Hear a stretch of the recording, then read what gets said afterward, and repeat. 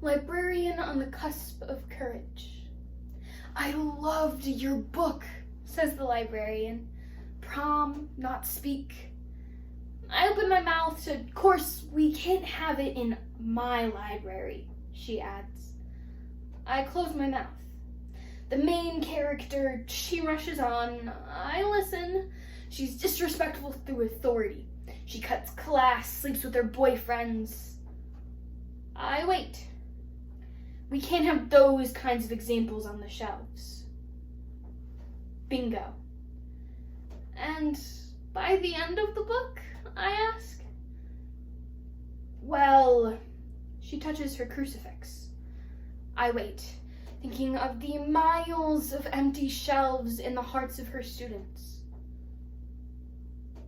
Well, she does change and grow by the end. Exactly the opening I was hoping for. Now we can have a conversation.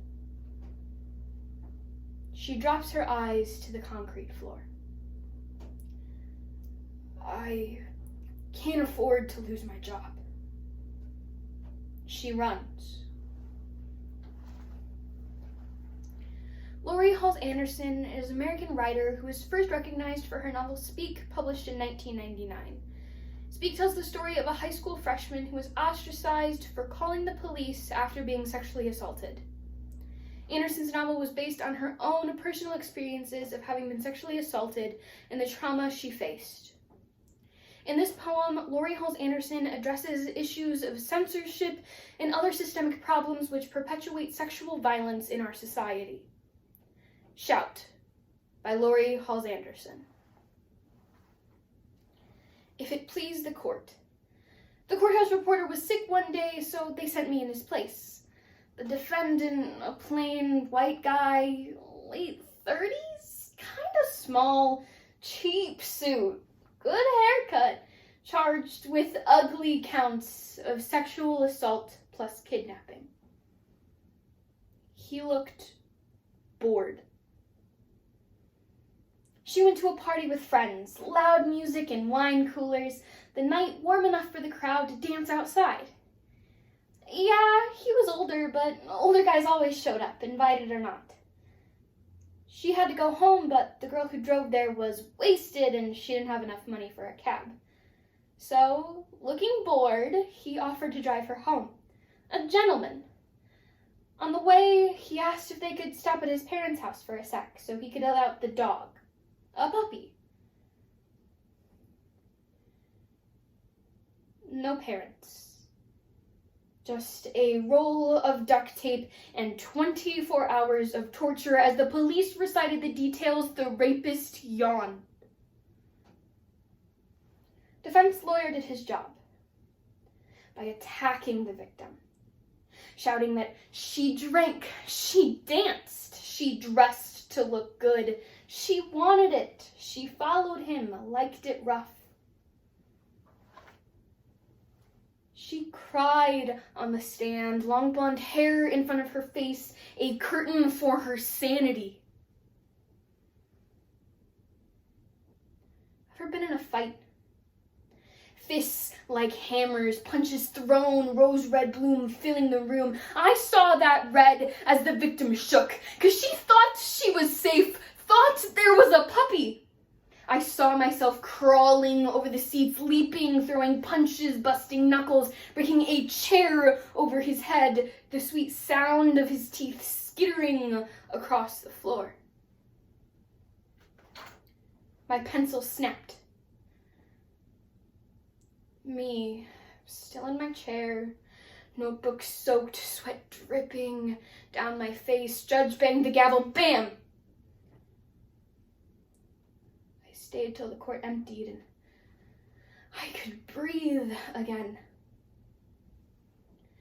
Defense lawyer negotiated a plea bargain. The rapist sentenced to some easy time in county jail, a mild slap on the wrist. Years later, walking in the mall with my daughters, I saw him again. That rapist. Only this time, he didn't look bored. Because he was hunting. Emergency in 3 acts. Act 1. Once upon a time, a year or so after Speak was published, a high school in New Jersey invited an author, guess who, to speak about a book. You know the one. Picture this. The author, yeah, you guessed right, takes the stage for the first presentation and stands in the spotlight, owns the microphone, preaches facts about power and bodies and sex and violence, speaks up on fire. Intermission, but brief. 1,000 students tumble out, next 1,000 students roll in. Showtime. Act 2.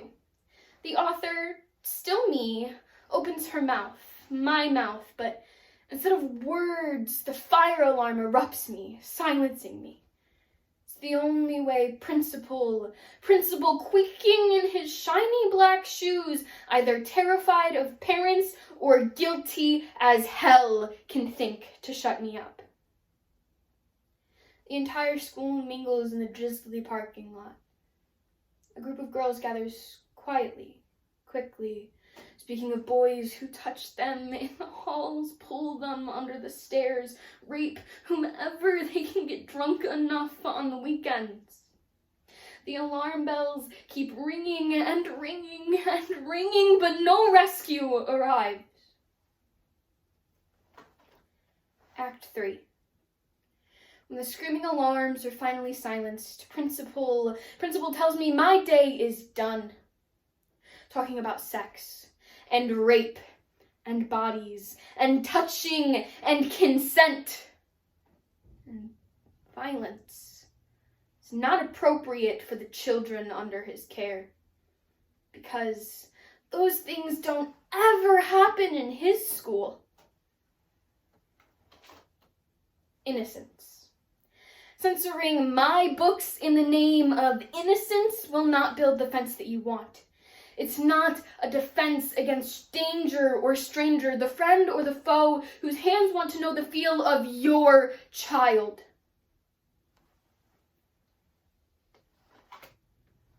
The false innocence you render for them by censoring the truth protects only you. The word innocence. The opposite of innocence is not sin, despite what you're told the Bible says. Don't get me started on the contradictions, omissions the bishops let slide, or the translation errors, or the scribes who lied.